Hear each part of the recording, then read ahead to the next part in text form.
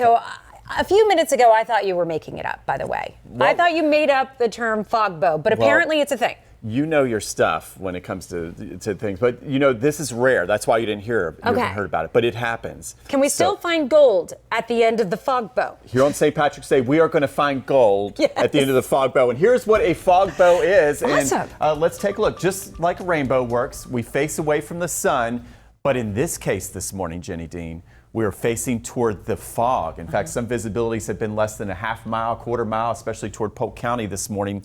And we are expecting a transition from the fog to the sun. So we have a chance of a fog bow, but they're kind of a different breed. We still have those they've raindrops that make up the fog, but they're very small. They're minuscule, okay? So you're still having the sunlight being refracted on the backside of these very small droplets in those clouds. Basically, fog is a ground cloud made of very small water droplets. Once we get the refraction, okay, the reflection, all right, you ready for this? It will be refracted once again, and then we get something different. It doesn't have all the Roy G. Biv spectrum of colors, right? It's kind of like an albino rainbow. This is true, it's an albino rainbow. So they're tough to see and they're rare, but we do get them here in Florida. So if you see a fog bow, I want to know about this, and please send in your pictures this morning. We will find our golden sunshine at the end of our fog bow, and hopefully a pot of gold too, right?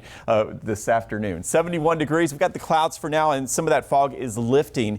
So this is your Plant City camera right now. And as we look at our fog advisory, still in effect, it's still 10 a.m., especially for our inland locations along I-4, I-75 to the east, mainly thickest, again, toward areas of Polk County. We take a look at the fog though, and it's really trending inland pretty fast. So once we get toward the east coast of Florida, I-95, I'm seeing the thickest fog there. But look at Highlands County right now, seeing some of those visibilities down to a quarter mile or less. In fact, Avon Park, we're watching areas of Arcadia, Bartow this morning, and then the fog will lift into a beautiful sunny afternoon. And then once that sunshine comes in, it's going to go to work. I think today, a lot like yesterday, maybe a degree or two warmer.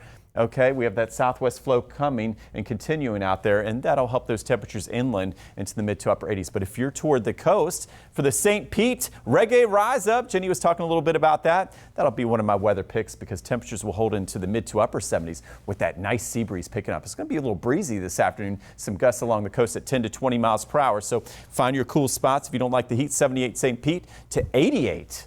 For Sebring, but we got a front on the way. I got to show you this. The new information in overnight, the Futurecast. Okay, we're okay today till 5:30, but we're watching to the north this evening along the Interstate 10 corridor. Big squall line of storms. I think it will weaken before it makes it to the Nature Coast, but something to watch as we head into after 9 o'clock tonight. And then tomorrow morning, the actual front will lay down across the area. So one of those things where we could wake up with some showers out there. Notice the higher rain chances. Sarasota, 60%. St. Pete and Tampa, 40 to 50%. And then maybe one more round of showers as we head into the afternoon. So tomorrow, back to umbrella day. Not as hot though. Notice those temperatures more in the mid to upper 70s with the clouds and the rain around. 7-day forecast. It's a wild ride. Okay, we had a happy St. Patrick's Day, but hazy and humid with highs of 83. And then comes the winter chill for the first day of spring, for the spring equinox. We'll talk more about that coming up.